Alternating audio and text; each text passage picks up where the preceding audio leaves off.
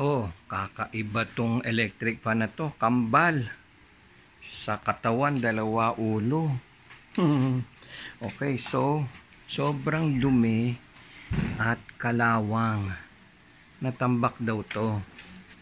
Oh, sira ang cable. So, repair natin yan. Tapos,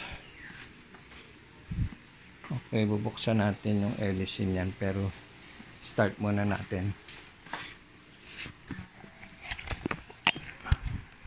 Ayaw gumana, ang tigas ng switch. Ayaw umikot. Okay. So, sira ang switch. Hindi natin malaman kung gumagana ang makina at na-stack up. Maraming gagawin dito. Yan na. Tapos na. Tapos na tong double head na Asahi. O, ngayon na ako nakakita, nakagawa nitong dalawa. Nakasaksak na to, number 1. Oh. Ha? 1 pa lang yan, ha? Patay ang makina niyan. Puto lang wiring. Putok ang thermal fuse. Nice natin yan. Pati shafting. Pati ang switch niyan. Sira, inayos yan. O, number 3. O, 2, swivel. O, saan ka pa? O, miski saan ka tumapa, tatamaan ka ng hangin yan. O, ha? Mukha ng bago ulit. Na-stuck yan ng matagal. Di paano, fantastic man strikes again. Okay, nabuksan na. Marahil interesado kayo. So, medyo matigas. Isang makina lang siya. Pero may extended yung ano niya, shafting. Kaya pag ikot dito, ikot din sa kabila. Galing. Okay, so may kailangan shafting, kailangan linisin. Sobrang alikabok. 2UF siya. 2UF ang capacitor. Silipin na. Nako. Patid ang tie wire. Ibig sabihin, nako, sabog-sabog ang wire nito. Nagiinit to. Okay. Ang ano ko agad dito is kailangan natin magpalit ng makina. Hindi tatagal to. Baka hindi rin natin mapaandar ng maayos. Sobrang dumi. Oh, kalawang. Stack up ng husto to. Oh, lalaglag yung mga lana. Sige, testera natin. Pero malamang to palit makina. Okay, na kalas na natin yung mga tornilyo. Na-check na natin tong switch. Hindi gumagana ang makina. Mukhang may putok na thermal fuse. Titignan natin kung marirepair natin yun o hindi. Pero sa itsura nito, mas maganda to kung bago na makina nito.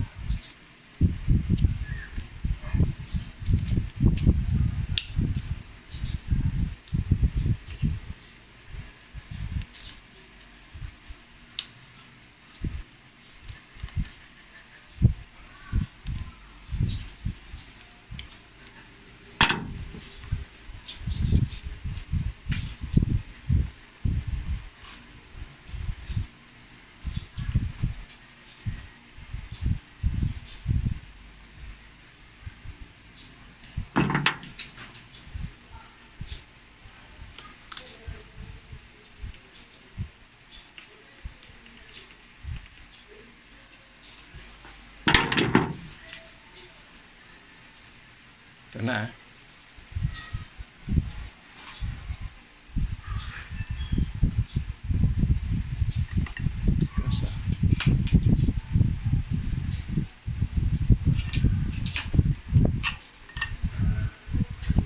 Okay.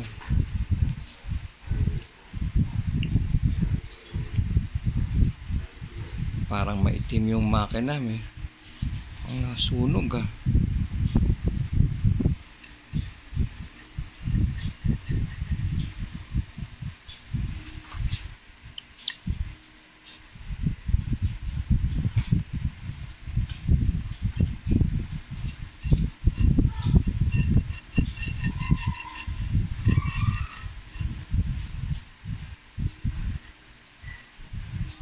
Ako.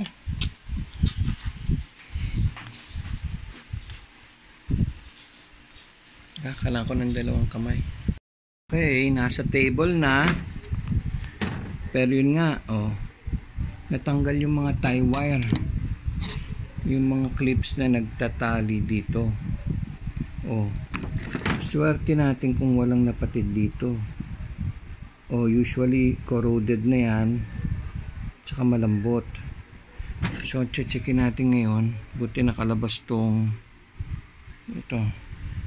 Yan, thermal fuse na yan. Yan. Silipin natin kung okay. Okay. Liit eh. Ito. Ang tinanggal na natin doon. Tignan natin kung may ano pa to, connection. Oh, wala. Oh, ito may bago tayo.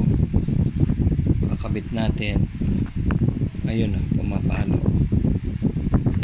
So, papalitan natin yun. Tignan natin kung mapapagana yung makina. Okay.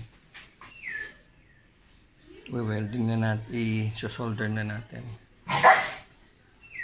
Ilagyan natin takip ng basahan para huwag matuluan yung makina.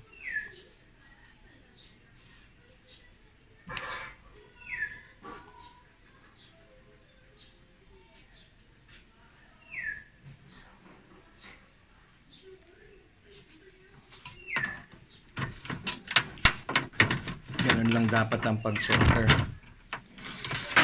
Kasi ayaw natin pumutok yung ano, thermal fuse.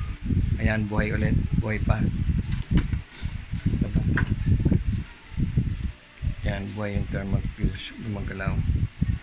Okay. So, ang next step dyan, i-fix na natin ang tie wire, tsaka lalagyan natin ng ano, insulation para huwag mag-ground. Okay. Ito ba?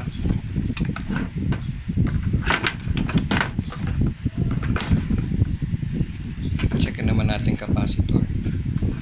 So, ito yung galit yan. 2UF. So, hindi naman nagpas ng 20. Itong bago. O, nagpas ng 20. Starting capacitor to eh. Kailangan malakas ang capacitor. So magpapalit tayong capacitor. Okay, nasaan yung ano eh, na balik na natin. Maganda na yung shafting. Bago na yung capacitor. Itong problema, sira. So kakalasin natin. Tingnan natin kung maayos natin o kung kailangan magpalit ng switch. Ayaw siya umikot. Ito ba? Linis na. Para ng bago oh. Oh. Ayos na ulit. Oh. Yan oh. Ang problema naman, ito, mukhang may kinagat ng ano. Ito ba? May kumagat na ano. Mabait. Ba? Ayusin natin yan. Oh. Ayos na. Ito ba? Oh, okay na sana. Buo na. Kinalas ko na naman kasi hindi umandar dun sa speed niya. Okay, so ito yung kinabit natin na thermal fuse. Oh, buo yan eh. Ayan o, pumapalo o. Buo. Tapos ang capacitor niya, buo. O, tapos, pagdating dito,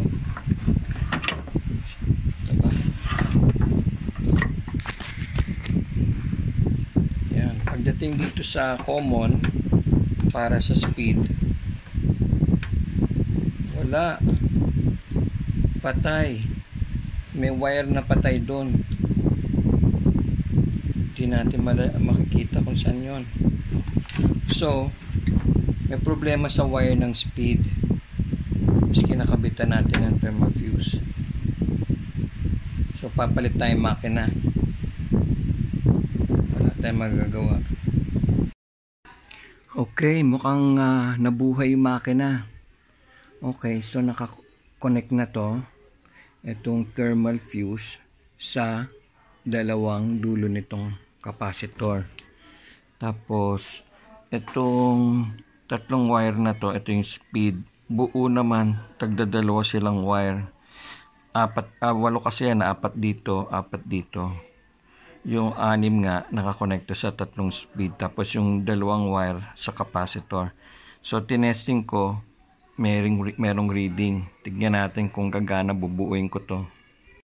Okay, ayan, naibalik na natin yung mga wiring. Dinagdagan ko na ng tie wire.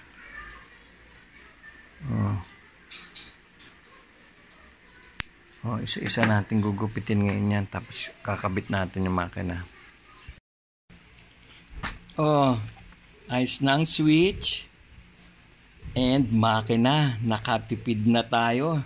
Nakabit ko, nahanap ko yung wire, pinagtiyagaan ko yan.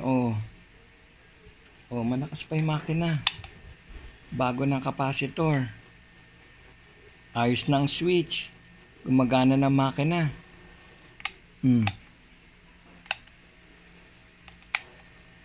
Yan. Linisan na natin lahat. Kakabit natin. Ayos.